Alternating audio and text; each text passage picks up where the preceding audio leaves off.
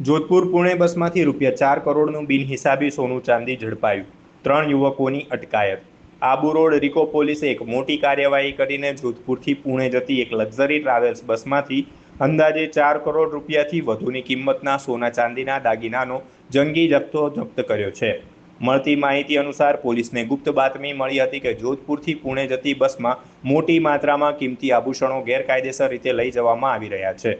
બાતમીના આધારે Abu road Riico police સ્ટેશનના ઉચ્ચ અધિકારીઓએ નાકાબંધી કરીને બસને રોકી હતી।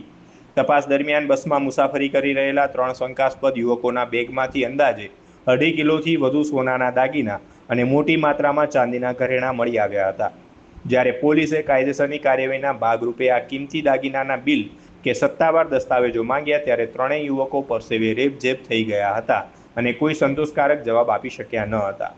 કરોડોના ઘરેણાં બિનહિસાબી હોવાનું જણાતા પોલીસે હાલ ત્રણેય યુવકોની અટકાયત કરી લીધી છે અને દાગીના જપ્ત કર્યા છે।